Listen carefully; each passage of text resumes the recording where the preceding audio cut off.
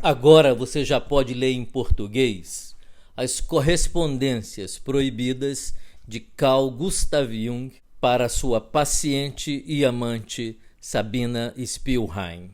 A tradução foi feita diretamente do alemão para o português. Algumas pessoas me perguntam por que eu decidi intitular o nome do livro de Cartas Proibidas. Pelo motivo óbvio, né?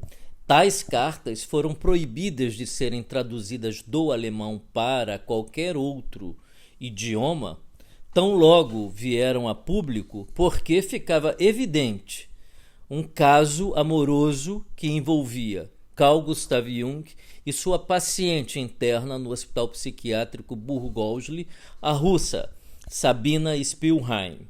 Mas não só isso. Ficava igualmente evidente que os conceitos fundamentais da obra do mestre de Zurique sofreram uma forte influência do brilhantismo intelectual de Sabina Spielrein.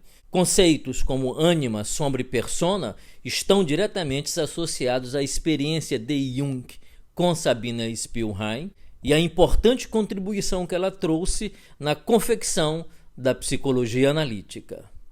Esses dois pontos fizeram os herdeiros de Jung temerem pela publicação das cartas em qualquer outro idioma que não o alemão. No início da década de 90, o livro do Dr. Aldo Carotenuto foi traduzido para o português. Chamou-se Diário de uma Secreta Simetria.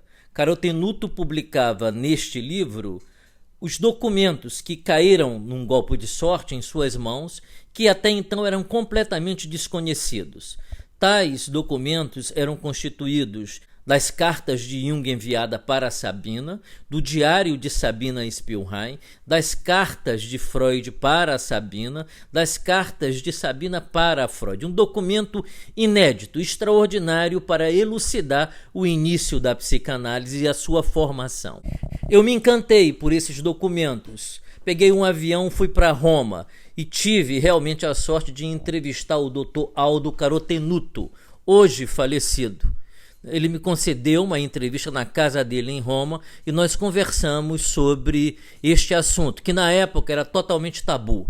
Não se podia falar que o mestre de Zurique tinha tido um caso amoroso, tinha tido uma amante e que tal amante era uma paciente psiquiátrica dele, não só bela, né, mas brilhante intelectualmente também. Nesta entrevista com Carotenuto, eu perguntei a ele se realmente havia tido um caso amoroso entre Sabina e Spielrein. Como disse, isso não podia ser falado. Os junguianos ficavam realmente muito zangados quando eram informados de que a idealização romântica que eles tinham do mestre de Zurique caía por terra pelo mero fato do indivíduo ter se comportado como um ser humano, passível de crítica, mas um ser humano de qualquer forma, né?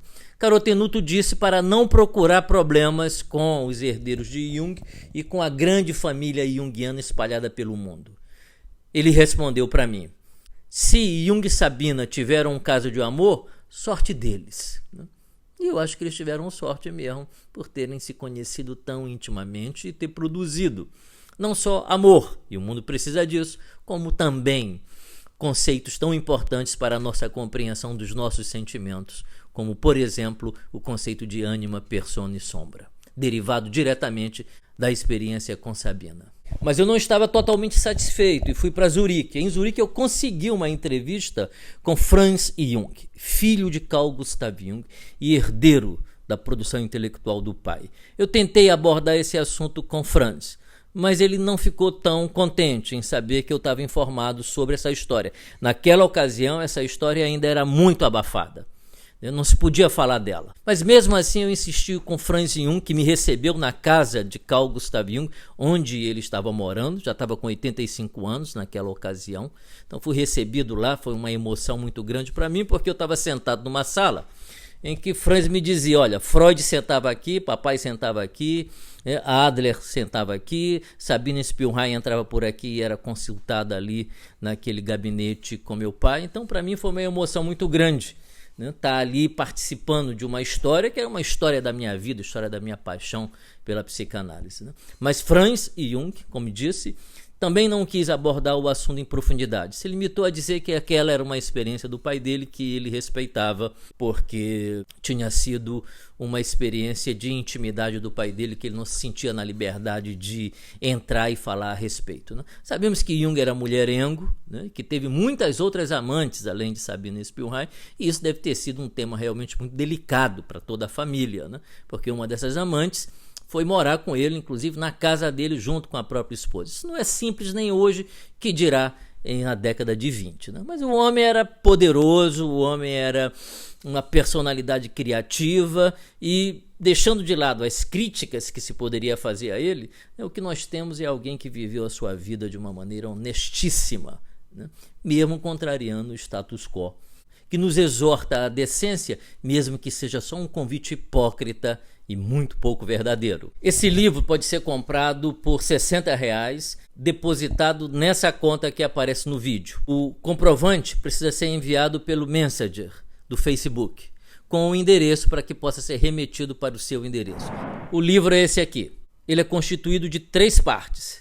A primeira parte é uma abertura que eu faço às cartas, uma tentativa de fazer algumas considerações históricas para nós compreendermos um pouco o conteúdo das cartas. A segunda parte são as cartas de Jung para Sabina Spielrein.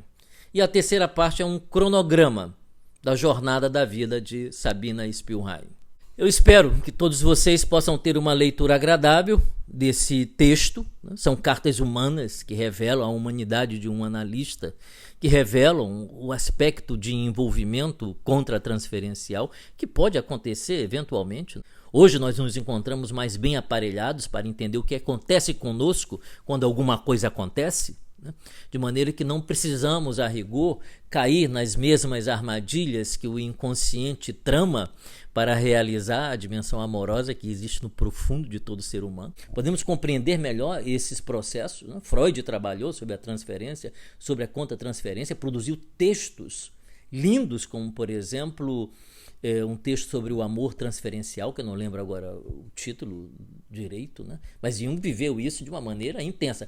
Não vi nada de vergonhoso nas cartas, vi um homem apaixonado, um homem interessado numa mulher, um homem descobrindo a sua sexualidade, a força de Eros dentro dele, né? E vi uma mulher poderosa que, estando insana, foi capaz de voltar desse mundo absolutamente sem sentido, envolver-se com um homem inteligente, apaixonar-se por esse homem, exibindo uma força de vontade extraordinária, matriculou-se na Universidade de Medicina, tornou-se médica, doutorou-se em psiquiatria e contribuiu enormemente para a história da psicologia analítica, né?